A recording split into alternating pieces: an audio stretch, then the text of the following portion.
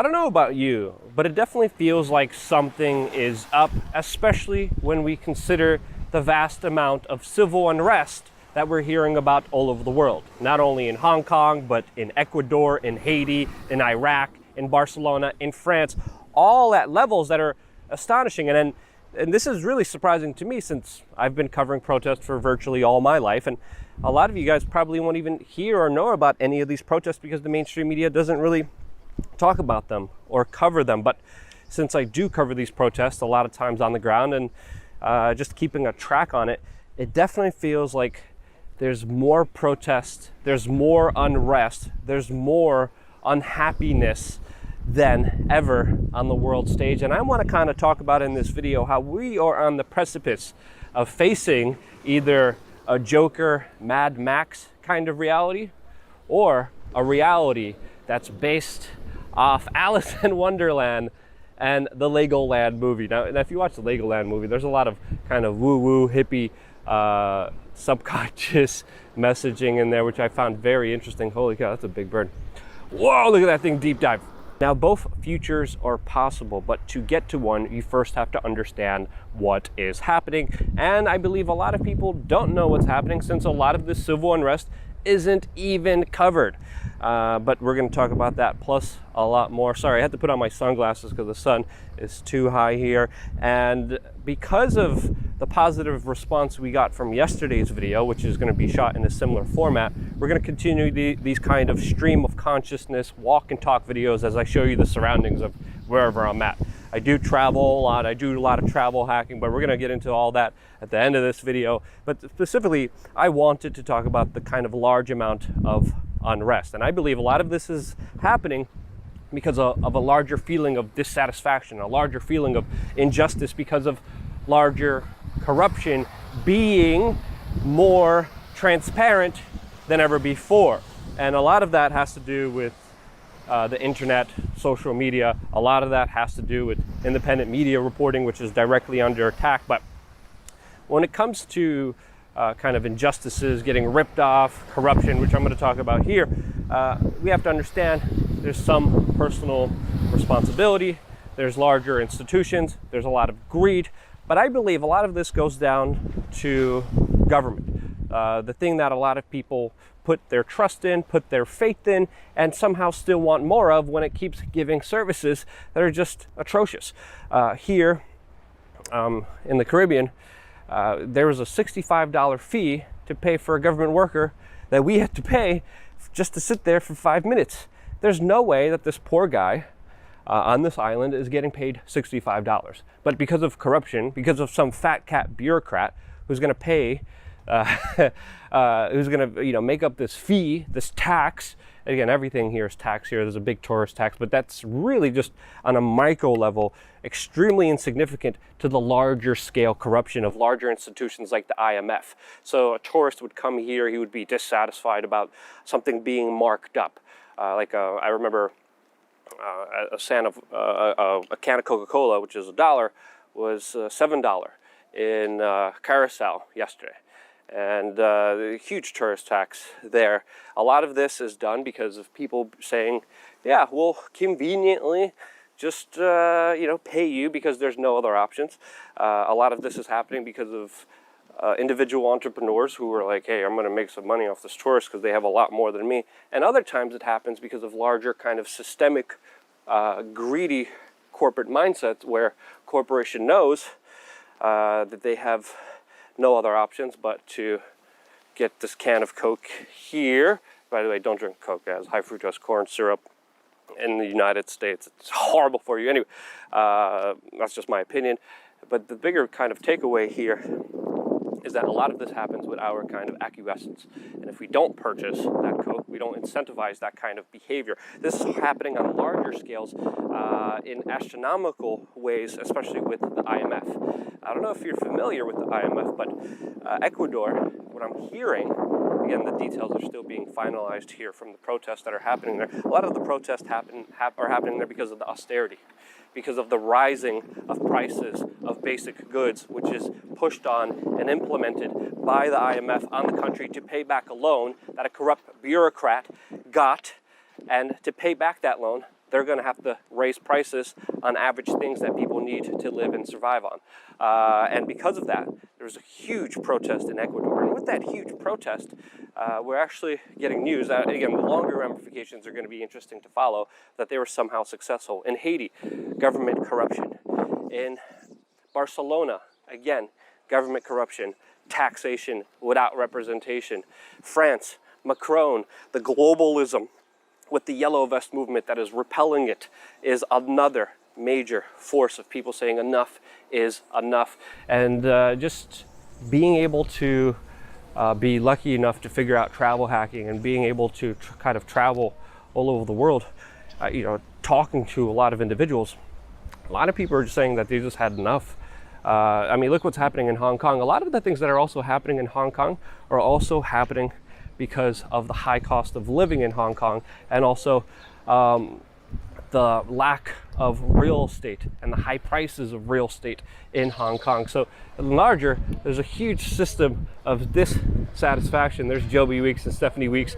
Joby is an amazing friend of mine. He taught me a lot about travel hacking. But the larger point that I'm trying to make, what someone feels as someone as a Westerner, as you may feel as a tourist in some of these places, this is happening on such a larger, more massive, more destructive scale because of institutions in the West, like the IMF, that are just economic hitman. There's a great, amazing book actually called Economic Hitman. You should really read that book to really get a bigger perspective on what's happening on the global stage, because it is far more sophisticated, far more complicated, far more diverse, and far more turbulent than, of course, the mainstream media would let you on. The mainstream media and a lot of the people who have a lot of the power and a lot of the social control, they want to make you kind of believe that they're in control, that everything's fine. And absolutely, that is not the case. A lot of people are feeling the squeeze, are seeing the corruption, are feeling the injustice, and they're making their voice heard. There's a reason you're not hearing about a lot of these protests. There's a reason there's a lot of censorship regarding a lot of these protests, censorship of independent media that covers these protests, that shows you, hey, this is how they're doing it here. We could learn a lot from the Hong Kong protesters with how they're being effective on a micro and also a major level on the global geopolitical stage, playing off, of course, between the rivalry between China and the United States and the Thucydides trap. But again, there's a lot to learn here, and we have to understand, if protests didn't work, they wouldn't be treated as such big a threat as they are. And because they are, it shows that they work. And they have worked historically. It's been people coming together, rising up and saying, hey, we're not okay with this. That actually made the biggest difference. It actually impacted and led to something that overturned a previous system. Now, there is also another particular danger to this. This is why I prefaced the video that I did saying that we could face the Joker Mad Max reality, or we could face a reality that's Alice in Wonderland and the Legoland movie, which is a good reality. It could be really bad or it could be really good. That is determined by you.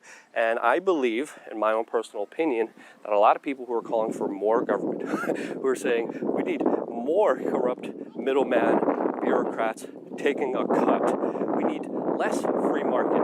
We need more regulations. We need more people standing in the way of innovation, of freedom, of liberty, that I think will lead towards that negative consequence of the Mad Max Joker future.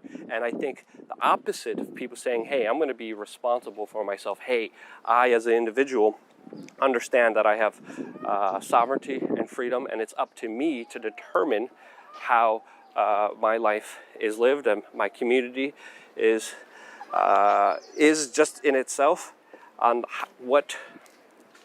There's a lot of people here. Sorry, guys. Oh wow, they just got flamingos all up in here. Sorry. It's up to you as an individual to decide how you live your life. The second you give up your trust, the second you give up any kind of authority, holy cow, these things, why are you coming near me? The second you give up any kind of power from yourself, you allow people to fill in that vacuum. And a lot of times the people who are most willing to fill in that vacuum, the people who want the most amount of power from that vacuum, are the most corrupt, are the most evil, sometimes satanic, just really bad people who will fully take advantage of you not being responsible for yourself, and they'll make sure that they have a better situation for themselves instead of you. So that's my kind of larger takeaway. I know it's kind of a controversial opinion, especially with what's happening right now with the Extinction Rebellion protests. I mean, there's just videos right now that I saw right before making this video of protesters being assaulted. Holy cow, that's a blowfish. Because they were part of a protest that was going to stop the trains in the United Kingdom from running. And of course, the people who are trying to live, who are trying to survive, who are living off paycheck to paycheck, who are, or of course, indebted. It's interesting because right now, historically, we have less income inequality than ever before in recorded human history. But I don't think that factors in the larger amounts of debt. But that's a whole nother video, that's a whole nother topic. But a lot of the people who are just, again, the middle class is being destroyed, not many people in the middle class. The lower class who are trying to get on their public transportation, who are getting on their trains, are seeing these guys who are just propagandized that the world's going to end because of the United States and Western powers somehow, again, not even factoring China and India and Africa. Okay, I'm deviating here. But the video just shows the pure amount of aggression and the kind of lack of cognitive dissonance of these protesters thinking that everyone's going to support them, when in reality the lower class that was just trying to go about their day, just trying to live. Holy cow, that's a huge iguana. It just literally assaulted them as they were trying to, of course, block traffic. And that's just, again, the whole Extinction Rebellion, it's funded by a lot of special interests. A lot of it is disinformation, a lot of it is propaganda, a lot of it is fear-mongering, trauma-based mind control, where people are left hysterical, because we're not being taxed enough. And that kind of psychology will lead towards a very, very negative path, because it leads down a path that will screw people over. Another article that I read before coming here was an article about Mayor de Blasio setting up new helicopter regulations, and now helicopter businesses, legitimate businesses that would operate if it wasn't for government, are completely out of business, have been completely bankrupted by a fat cat bureaucrat, Bill de Blasio, who wants you to even get licenses to ride a frickin' bike. This is what they're actually proposing. They're proposing you having to go to the wonderful government agency, the DMV. If you want to see how efficient government is, go to the post office, go to the DMV. They're proposing this in New York City for you to go down, register, so you can ride a bike, which is absolutely mind-boggling. That kind of thinking, that kind of lack of responsibility, that kind of lack of sovereignty and authority within yourself is going to lead to a negative future. The positive future is one where you're responsible for yourself, your understanding of the situation, you seeing the situation for what it is, you empowering yourself with knowledge, which happens only through independent media. Again, this is why I believe we're getting as screwed as we are. But you guys are still here. You guys are still a part of this independent media organization. If you guys weren't, I wouldn't be here. And that's why, man, I love you guys. I appreciate you guys very much for allowing us to exist. Again, I got very lucky. I got some really good friends. They're like, hey, we got a plane. Other friends canceled on us. Come on in. Travel hacked my way down here. They picked me up, and I'm just hanging out here in Aruba. I'm going to another place later on today, but definitely stay tuned. And we're also going to be doing more videos with my friend Joby Weeks and Stephanie Weeks, and of course Liberty Weeks as well. So you guys, of flamingos on this island. yeah. Although Liberty's a little bit nervous about them. Either the flamingos or the sand on the beach. I don't know. She doesn't know what to think. She's getting accustomed to it. All right, guys, have a good time. And you guys have a great time as well. Always remember the small micro decisions you make, whether it's to protest or to raise your voice or to like or share, matter. If they didn't matter, there wouldn't be so many efforts to undermine it and to stop it and to not even make you aware that it's happening. So be aware of that. Just thank you again for watching and being here with Real Independent Media. Stay tuned for more.